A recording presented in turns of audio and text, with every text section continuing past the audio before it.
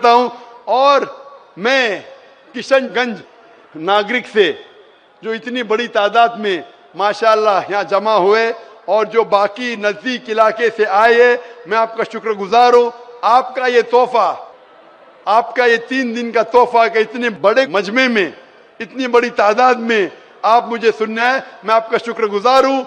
Doctor Shweta और मैं कटिहार से बिलोंग करती हूँ और मैं जाकिर साहब से पूछना चाहूँगी कि मैंने 10 साल से पीस टीवी देख रही हूँ और मुझे खुशी है कि आज मैं उनसे रूबरू हो रही हूँ। और सबसे पहला सवाल ये है कि ऊपर वाला जब सबको, चाहे वो हिंदू हो, मुस्लिम हो, सिख हो, ईसाई हो, सबको बनाया, तो फिर सबसे ज़्यादा मुस्लिमों को क्यों हिकारत की निगाह से अदर्स रिलीजन्स वाले देखते हैं? रीजन क्या है? दूसरा सवाल ये है कि ऊपर वाला एक है, ये सभी जानते हैं, हिंदू मुस्लिम जो भी धर्म से बिलोंग करते हैं, लेकिन फिर भी वो क्यों मतलब ये नहीं समझ पाते कि ऊपर वाला एक है या ईश्वर एक है या गॉड एक है? क्यों कन्फ्यूजन में वो अपनी ज़िंदगी बिताते रह जाते हैं? बहन के 2 सवाल है। सवाल के पहले उन्होंने कहा कि वो पीस टीवी 2006 से देख रहे हैं और टेलीविज़न पे मुझे और कई सालों पहले से देख रहे हैं। उनका सवाल है कि बाकी लोग मुसलमान को ऐसी गलत नज़र से क्यों देखते, ये पहला सवाल। और दूसरा सवाल कि सब मज़हब वाले जब जानते खुदा एक है तो एक खुदा में क्यों नहीं मानते? इनके 2 सवाल है। बहन, पहला सवाल जो आपका था कि लोग मुसलमान को गलत नज़र से क्यों देखते हैं, इसकी मेन वजह है, जैसे मैंने पहले कहा, वो है मीडिया। आज मीडिया, जैसे मैंने कहा, सबसे ताकतवर टूल है, सबसे ताकतवर हथियार है। मीडिया आज एक हीरो को विलन बना सकता है, विलन को हीरो बना सकता है, दिन को रात, रात को दिन। तो ये मीडिया का खेल है, बहुत आसान है। जैसे मैंने कहा ना यूके में क्या हुआ, तो उसी तरीके से आज पहले जो था अमेरिका को डर था रशिया से, अभी रशिया चली गई। अभी खौफ है इस्लाम से कि अमन फैलेगा तो जो गलत काम कर रहे हैं वो मुमकिन ही नहीं। अगर अमन सब जगह फैलेगा, कुछ लोग नहीं चाहते अमन फैले, क्योंकि अमन जब फैलेगा तो उनके धंधे में नुकसान होगा, क्योंकि कुछ लोग के धंधे जब ही चलते हैं जब अमन नहीं है। फायदा होता है ना, झगड़ा बिगड़ा हो तो उनका फायदा होता है। तो हर इंसान नहीं चाहता है अमन हो। बात करेंगे अमन की, वॉर फॉर पीस, एक्चुअली कर रहे वॉर ऑन पीस। हम जंग लड़ रहे अमन के लिए, वो अमन के लिए नहीं जंग लड़ रहे हैं, अमन को खत्म करने के लिए जंग लड़ रहे। Not war for peace, war on peace. अमन को कायम करने के लिए जंग नहीं लड़ रहे, अमन को खत्म करने के लिए जंग लड़ रहे। तो ये मीडिया है बहन, मीडिया इतना पावरफुल है, इसीलिए मैं कहता हूं मुसलमान मीडिया में पीछे है। हमको मीडिया के जरिए सही पैगाम पहुंचाना चाहिए। बहन, आप देख रहे पीस टीवी 6 साल से पहले, उसके पहले आपने दिगर चैनल पे मुझे देखा। मैं पूछना चाहता हूं आपसे, आपको कैसा लगता है इस्लाम का मतलब पीस टीवी देखने के बाद? आपके क्या ख्यालात है इस्लाम के बारे में?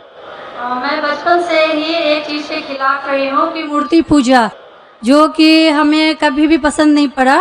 जो ऊपर वाला हमें बनाया, तो हम जिसको बना के पूछते हैं उसमें शक्ति कैसे हो सकती है? फर्स्ट। दूसरा सवाल कि आप जब ऊपर वाला हम पूरे दुनिया को कंट्रोल कर रहा है, तो एक मूर्ति कैसे किसी इंसान को कंट्रोल कर सकता है? तीसरा है होता है कि आप अगर आप में विश्वास है, आस्था है, आप कहीं भी रहें, ऊपर वाले को याद कीजिए, आप ऊपर वाले आपकी दुआ जरूर सुनेंगे। ये मेरे बचपन से ही ये मेरे दिल में है, और जैसे जैसे मैं बड़ी होते गई मेरे मन में और भी ऐसे सवाल आते गए और मैं खुद ब खुद उसका सॉल्यूशन ढूंढते रह गई। और आज जाके जब मैं आपके पीस टीवी से जुड़ी तो मुझे और भी मेरा जितने भी कन्फ्यूजन्स थे वो दूर होते गए, और आगे कोशिश होगा और भी दूर होते चले जाएंगे। आपको कैसा लगता है इस्लाम मजहब? मुझे बहुत पसंद है। आपको गलतफहमी दूर हो गई आपकी ना, जो मीडिया फैला रही है?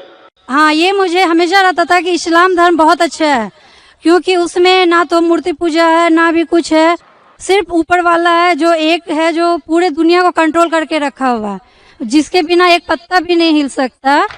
तो फिर जो है हम जो है उसे क्यों नहीं माने, जो दूसरे को माने? आप तो कुरान की आयत का तर्जुमा कर रही माशाअल्लाह। अल्लाह के मर्जी के बिना तो पत्ता भी नहीं हिल सकता है। बहन, जो आपका दूसरा सवाल था कि जब गैर मुसलमान ये जानते हैं कि खुदा है कि तो मानते क्यों नहीं? हाँ, ये सवाल था कि मानते क्यों नहीं है वो, कि एक ही शक्ति है, चाहे वो गॉड हो, क्रिश्चियन बोलते हैं, हिंदू बोलते हैं ईश्वर एक है, मुस्लिम बोलते हैं अल्लाह एक है, और गुरुद्वारा बोलते हैं कि वाहे गुरु एक है। तो जब सब भी बोलते हैं तो मानते क्यों नहीं कि ईश्वर एक ही आपका है? बहुत अच्छा सवाल है कि अगर जानते हैं तो मानते क्यों नहीं। इसके मेन जिम्मेदार है धर्म के अधिकारी।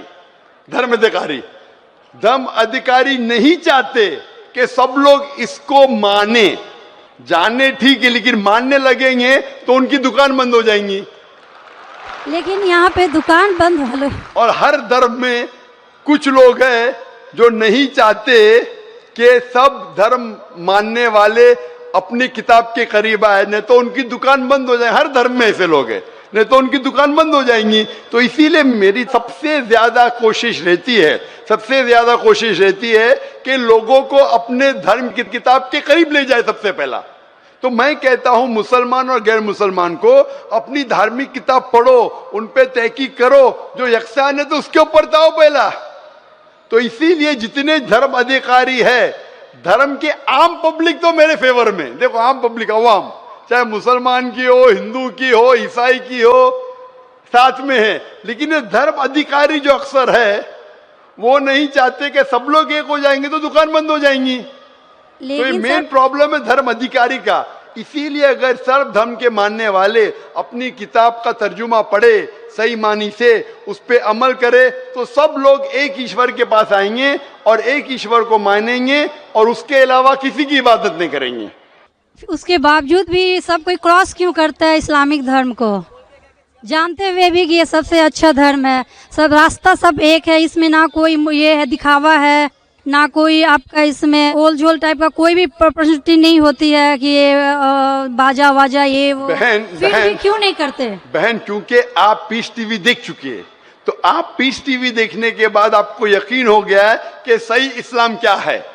बाकी चैनल सही इस्लाम नहीं दिखा रही। बाकी चैनल दिखाते हैं कि मुसलमान टेररिस्ट है, मुसलमान दहशतगर्द है, मुसलमान जलील करते, मुसलमान ये करते, खवातीन को हक नहीं देते। तो सब लोग तो पीस टीवी नहीं देखते ना। इंशाल्लाह एक दिन आएगा जब दुनिया के अक्सर लोग पीस टीवी देखेंगे। इंशाल्लाह हमारा इरादा है कि पीस टीवी को कम से कम दुनिया की सबसे अहम 10 जबानों के अंदर फैलाए। इंशाल्लाह अल्लाह से दुआ है, क्योंकि जो मोहम्मद सल्लल्लाहु अलैहि वसल्लम की हदीस है कि इस्लाम एक दिन हर घर में पहुंचेगा। तो अल्लाह ताला से दुआ है कि हमें वो जरिया बनाए कि सही इस्लाम दुनिया के हर घर में फैलेगा इंशाल्लाह।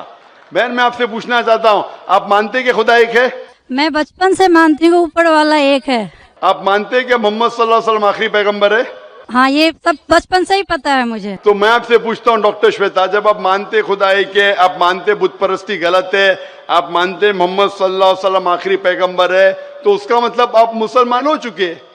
हाँ, ये एक चीज मैं सवाल करना चाह रही थी आपसे। जी हाँ। कि आपके मन में जो भी आप धर्म अपना रहे हो, ये तो जरूरी नहीं होता कि आप उसे रिप्लेस करें पब्लिक के बीच में, जरूरी नहीं है।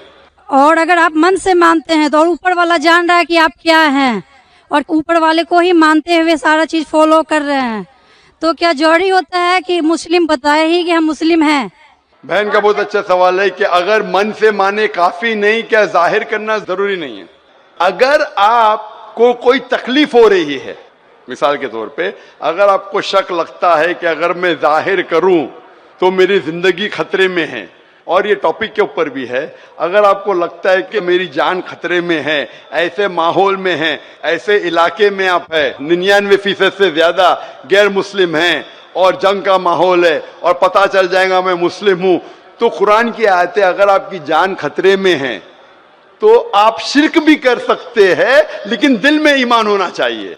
मतलब अगर कोई पूछे कि तुम मुशरिक हो, आपको पता है आपकी जान खतरे में, आप हाँ कह सकते हैं, लेकिन आपके दिल में ईमान होना चाहिए। तो अल्लाह ताला इजाजत देते हैं कि अगर आपकी जान खतरे में है, कोई बंदूक रखता है सिर पे और बोला कौन है तुम, अगर तुम बोले हाँ मैं मुशरिक हूं, लेकिन दिल में ईमान है कि अल्लाह एक है, तो आप गुनहगार नहीं। तो अगर आपको डर है कि आपके इज़हार करने की वजह से आपकी जान खतरे में है या कुछ तकलीफ आ सकती, तो मत इज़हार करो। लेकिन इज़हार करने से फॉलो करना आसान है। जो शख्स इज़हार करता है वो फॉलो भी करेगा। अगर इज़हार नहीं करेगा, बोलता मैं मुसलमान हूं, अगर उसके जान का खतरा है तो कोई हर्ज नहीं, उसके दिल उसके बीच में और खुदा के बीच में इज़हार करने की जरूरत नहीं। लेकिन जान का खतरा नहीं है, फिर भी बोलते हैं नहीं मैं जान का खतरा नहीं है, मुझे कोई तकलीफ नहीं, छोटी मोटी तकलीफ है इसलिए मैंने इज़हार करूंगा। फिर क्या होगा? फिर उसको अमल करना मुश्किल होगा। अगर छोटी मोटी तकलीफ है तो इज़हार करना चाहिए, क्योंकि उसको अमल करने में आसानी होगी, नमाज पढ़ने में आसानी होगी, रोज़ा रखने में आसानी होगी। अगर कबूल नहीं करेंगे तो मुश्किलात और बढ़ेंगी। लेकिन अगर मुश्किलात इतनी हैं कि आपको जान का खतरा है तो आप माइक्रोफोन पे भी नहीं आती थी। मैं भी फील्ड में हूं ना बहन, अगर आपको जान का खतरा होता था तो माइक्रोफोन पे आके आप बोलती भी नहीं थी कि मैं बुत परिस्थिति के खिलाफ हूं, मैं खुदा मैं मानती हूं। जब इतना बोल दिए तो मुझे यकीन है आपके जान का खतरा नहीं है। मैं भी फील्ड का हूं ना, आप डॉक्टर है, मैं भी डॉक्टर हूं। आप कौन से डॉक्टर है पता नहीं, मैं जिस्म का डॉक्टर हूं। आप पीएचडी डॉक्टर है क्या? मेडिकल डॉक्टर है? कौन से डॉक्टर है बहन आप? डेंटिस्ट। डेंटिस्ट है, माशाल्लाह, करीब पेशा है। मैं मेडिकल डॉक्टर एमबीबीएस हूं, आप डेंटिस्ट है। आपको कैसे पता चलता है दांत में दर्द हो रहा तो क्या प्रॉब्लम है, बराबर ना? तो वैसा मुझे भी थोड़ा थोड़ा पता चल जाता। मैं जिस्म के डॉक्टर के अलावा रूहानी डॉक्टर भी हूं माशाल्लाह। तो मुझे पता आपको जान का खतरा नहीं है। तो जान का खतरा नहीं है तो मेरी ये राय है, इज़हार करने से आपको अमल करने में और आसानी होगी। ये मुझे पता है। पता आपको ना? हाँ। तो आपको जान का खतरा है? अब मैं अभी क्लियर नहीं कर सकती कुछ भी आपसे। और एक लास्ट सवाल ठीक है पूछना इंशाल्लाह। चाहती हूँ लेकिन आपसे। आप मेरे नजदीक आप मुस्लिम हैं, इंशाल्लाह अल्लाह आपको और हिदायत दे जानने के लिए और अमल करने के लिए भी बहन। और एक लास्ट क्वेश्चन पूछना चाहती हूँ आपसे। जी हाँ, पूछिए डॉक्टर जब श्वेता। ऊपर वाले सबको नीचे भेजे तो फिर नीचे डिवाइड क्यों किया गया कि सब अलग अलग धर्म में बिलोंग करने लगे? ये सवाल कल पूछा गया था मुझसे कि ऊपर वाला जब एक है तो नीचे वालों को डिवाइड क्यों किया है अलग अलग? अल्लाह ने, खुदा ने, भगवान ने एक ही धर्म भेजा है, एक ही दीन। कुरान में लिखा है सूरह अल इमरान में सूरह नंबर 3 आयत नंबर 19 में, इन्नद दीन इंदल्लाहिल इस्लाम, के अल्लाह के नजदीक एक ही दीन, एक ही मजहब सही है, वो है इस्लाम, जिसके मानी है अमन शांति हासिल करना अल्लाह के पैगाम पे अमल करने के बाद। तो जो भी अल्लाह खुदा ईश्वर के पैगाम पे अमल करता है और अमन हासिल करता है उसे अरबी में कहते मुस्लिम। लेकिन क्या हो गया कि क्योंकि खुदा ने बहुत से पैगाम भेजे और जितने पैगाम पहले आए थे वो महदूद थे एक ग्रोह के लिए, और वो पैगाम वैलिड था एक वक्त के लिए, क्योंकि खुदा जो सब कुछ जानता है वो जानता है कि 1400 साल पहले इंसान पूरे पैगाम को हजम कर सकेगा, समझ सकेगा। इसीलिए 1400 साल पहले कुरान भेजा। जितनी पहले किताबें भेजे वो वक्त के दौरान बदलते गए, लोग ने बदले, और खुदा ने उसे महफूज रखना सही नहीं समझा क्योंकि जरूरत नहीं थी। अल्लाह ने, खुदा ने, भगवान ने वो पहले पैगाम जो महदूद थे उसे महफूज रखने की जरूरत नहीं समझी। लेकिन क्योंकि आखिरी पैगाम कुरान 1400 साल पहले जब भेजा, कुरान में अल्लाह लिखते हैं सूरह हिजर में सूरह 15 आयत नंबर 9 में कि हमने कुरान नाजिल किया है और हम इसे महफूज रखेंगे, क्योंकि ये आखिरी पैगाम है, इसके बाद कोई पैगाम नहीं आने वाला है। इसीलिए वो सिर्फ एक ग्रोह के लिए नहीं है, सिर्फ मुसलमान के लिए नहीं, सिर्फ अरबों के लिए नहीं, सारे इंसानों के लिए, और सिर्फ एक वक्त के लिए महदूद नहीं, ता क़यामत है। क्योंकि इसके बाद कोई पैगाम नहीं आने वाला, ये पैगाम को कोई बदल सकता ही नहीं। इसीलिए जितने पुराने पैगाम हैं, बदलने के बावजूद उनमें जो मेन बात है, जो असल बात है तौहीद की, कि खुदा एक है, उसके अलावा कोई माबूद नहीं, और बुत परस्ती नहीं करना चाहिए, मूर्ति पूजा नहीं करना चाहिए, सारे मजहब की किताबों में मौजूद है। वो अलग बात है कि धर्म अधिकारी इनको आम नहीं करते अपने लोगों के सामने, इसलिए लोग को गलत फहमी है कि जाकिर सिर्फ अपनी मजहब की बात कर रहा है। अरे मैं उनकी मजहब की बात भी कर रहा हूं। तो लोग जब तहकीक करने लगते हैं तो पता लगता है कि ये तो सही बात कर रहा है। तो एक चीज अल्लाह ने किया है, अल्हम्दुलिल्लाह, भगवान ने, ईश्वर ने, कि ये मेन पैगाम तौहीद का महफूज रखा है, और इसमें यह भी महफूज रखा है कि आखिरी पैगंबर आने वाले मोहम्मद सल्लल्लाहु अलैहि वसल्लम है। Hope that answers the question sister. हम हिंदू है, हमारा नाम निवारण सरकार, रायगंज घर। आपसे दो चार बात एक साथ हम पूछ लेंगे, इसके बाद बैठ जाएंगे। पहला बात ये है हमारा, जो हम हिंदू होकर के मुसलमान भाइयों से क्या बोल के मिलेंगे? सलाम अलैकुम तो दे नहीं सकते। हाँ भाई साहब का अच्छा सवाल है, आखिरी सवाल है, अच्छा सवाल है कि हम मुसलमान भाइयों से क्या बोल के मिलेंगे? सलाम अलैकुम तो नहीं बोल सकते। क्या आपके शास्त्र में लिखा सलाम अलैकुम नहीं बोलने का? लिखा है? नहीं लिखा है ना? भाई साहब का सवाल है कि मुसलमान भाई से मिलते हैं तो क्या सलाम अलैकुम बोल सकते? और ये सवाल पहले भी किसी ने पूछा कि मुसलमान भाई जब गैर मुस्लिम से मिलते हैं तो वालेकुम सलाम कह सकते हैं? क्या गैर मुसलमान को सलाम कह सकते हैं? ये सवाल है, बराबर ना? और इसके अंदर इस जवाब में इख्तिलाफ है, जैसा मैंने कहा कि मुसलमान गैर मुसलमान को सलाम कर सकता है कि नहीं, और गैर मुसलमान के सलाम का जवाब दे सकता है नहीं। ये इख्तिलाफ कैसे पैदा हुआ? क्योंकि एक हदीस है सही बुखारी की, जिल्द नंबर 8, हदीस नंबर 6257 के लिखा है कि अल्लाह के रसूल फरमाते हैं, जब यहूदी आपसे कहते अस्सलाम अलैकुम, अस्सलाम अलैकुम का मतलब आप पे मौत हो। जब यहूदी आपसे कहते अस्सलाम अलैकुम तो आप कहो वालेकुम, मतलब आप पे भी हो। तो ये हदीस साफ है कि अगर यहूदी आपसे कहते हैं आप पे मौत हो, अस्सलाम अलैकुम, वो ट्विस्ट करते थे, मरोड़ते थे, अस्सलाम अलैकुम मतलब अस्सलाम अलैकुम, तो आप जवाब दो वालेकुम, आप पे भी। तो इस बुनियाद पे अक्सर मुसलमान समझते हैं कि हम गैर मुस्लिम को अस्सलाम वालेकुम नहीं बोल सकते, वालेकुम सलाम नहीं बोल सकते, इसीलिए अक्सर कोई गैर मुस्लिम सलाम कहता है तो मुसलमान कहते हैं वालेकुम। अभी इस इख्तिलाफ को जानने के लिए हमें तहकीक करना पड़ेगा कुरान और सही हदीस के मुताबिक, और मैंने इसकी गहराई से तहकीक की है।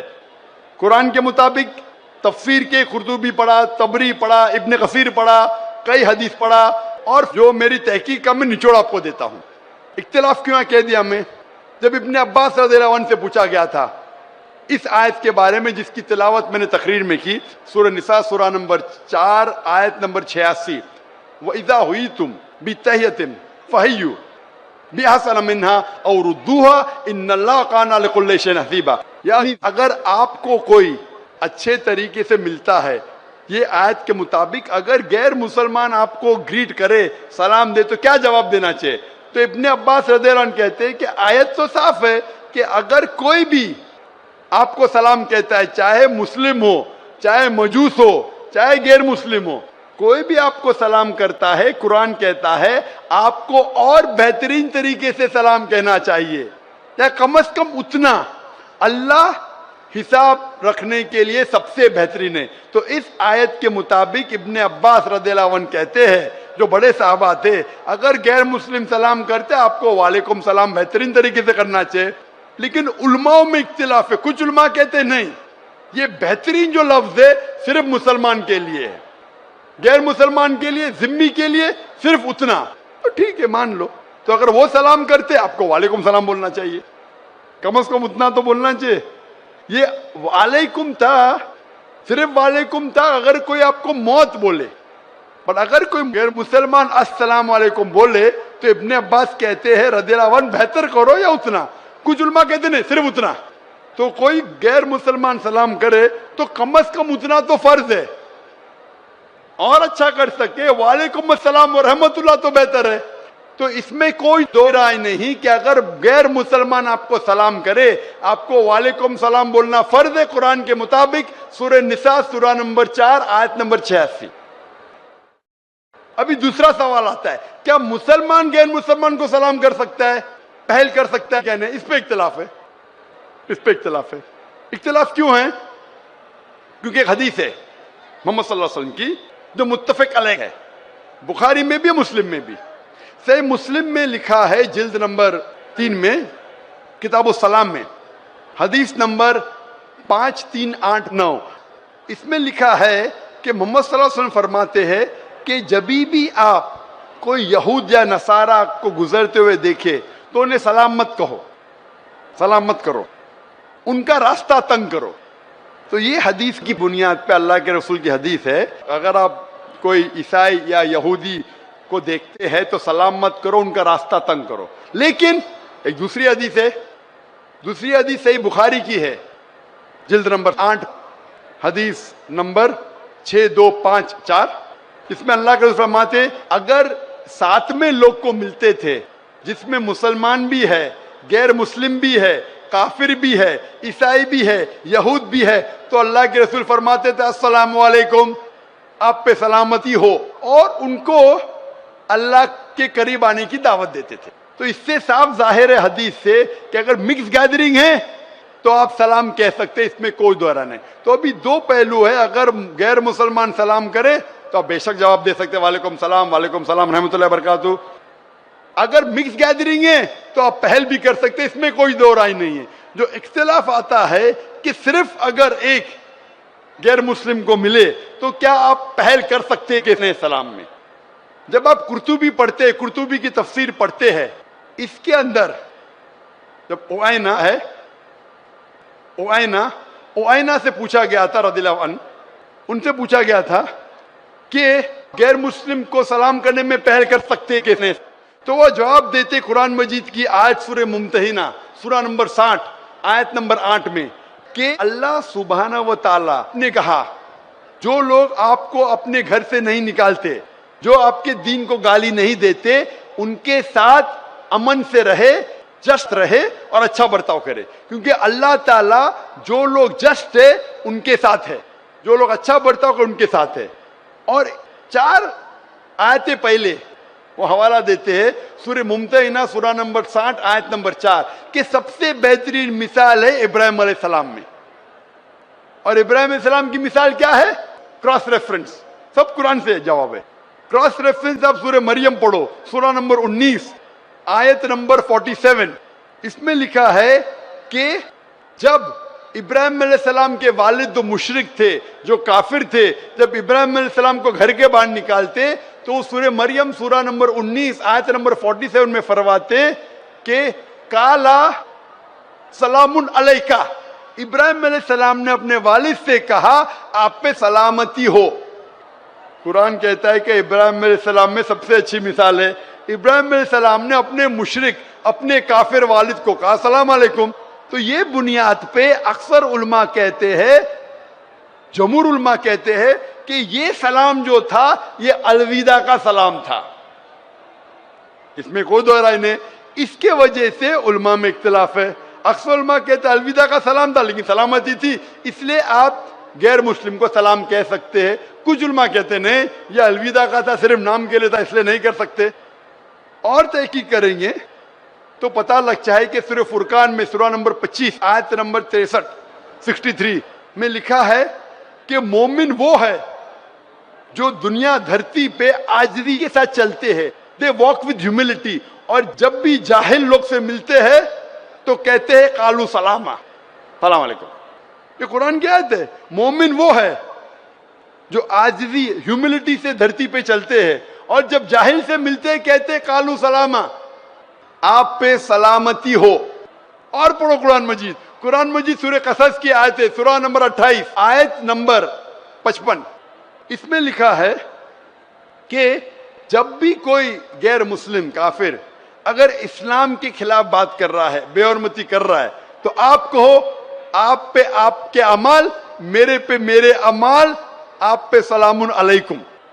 वो जाहिल जो इस्लाम को गाली दे रहा है, कुरान कह रहा है सूरह कसस में सूरा नंबर 28 आयत नंबर 55, उसमें कहता है कि आपके अमाल आप पे, मेरे अमाल मेरे पे, सलामुन अलैकुम, आप पे सलाम हो। तो इसीलिए सलफ के नजदीक अक्सर मानते हैं कि आप सलाम गैर मुस्लिम को कर सकते हैं, उनका जवाब भी दे सकते हैं। फिर भी कुछ सलफ उलमा है जो आज भी कहते हैं कि आप गैर मुस्लिम को सलाम नहीं कर सकते, लेकिन अक्सर कहते आप सलाम कर सकते क्योंकि दलील है कुरान और सही हदीस से। तो जब भी सलफ उलमा में इख्तिलाफ होता है तो मैं भी तहकीक करता हूँ, उनकी दलील देखता हूँ कुरान और सही हदीस से, फिर उलमा की तरफ जाता हूँ, उस आलिम की साइड लेता हूँ जो मुझे लगता है कुरान और हदीस के और करीब है। इसीलिए पूछा गया था इब्ने मसूद रज़ियल्लाहु अन्हु जो इतने बड़े साहबा थे, वो मुसलमान को भी गैर मुसलमान को भी सलाम करते थे। तो एक शख्स ने पूछा इब्ने मसूद रज़ियल्लाहु अन्हु, गैर मुस्लिम को सलाम करना तो गलत है, आप क्यों करते? ये उनका हक है, इब्ने मसूद ने कहा। और अबू उसामा रज़ियल्लाहु अन्हु उनसे पूछा गया था कि आप गैर मुस्लिम को सलाम क्यों करते हो? जब भी जाते थे मुसलमान को भी सलाम करते थे, गैर मुस्लिम को भी करते थे, क्यों करते? तो उन्होंने कहा कि हम मुसलमान का फर्ज है कि हम रहमत फैलाए, इसीलिए मैं गैर मुसलमान को सलाम करता हूं। और मेरे जवाब के आखिरी में मैं कहना चाहता हूं कि सूरह अंबिया की आयत सूरा नंबर 21 आयत नंबर 107 में अल्लाह ताला फरमाते हैं वमा अरसलनाका इल्ला रहमतल लिल आलमीन, कि हमने मोहम्मद सल्लल्लाहु अलैहि वसल्लम को सारे जहां में भेजा है रहमत फैलाने के लिए, सारी इंसानियत के लिए, चाहे मुस्लिम हो, चाहे काफिर हो, चाहे मुशरिक हो, सारे आलमों के लिए। तो हम मुसलमान भी सारी दुनिया में अमन रहमत फैलाते हैं और दुआ करते अल्लाह सुब्हानहू व तआला से कि हमारी जिद्दोजहद को कबूल फरमाए। और इंशाअल्लाह इस सेशन को मैं खत्म कर रही दरख्वास्त है कि सुनने के बाद जो भी कुछ आपने सुना, इंशाअल्लाह इस बात को अपनी जिंदगी में अमल लाओ, अपनी जिंदगी में इसका अमल करो तो मुझे और खुशी होगी। और इंशाअल्लाह अल्लाह चाहा तो जल्द मैं वापस आऊंगा। व आखिर दावाना अल्हम्दुलिल्लाह।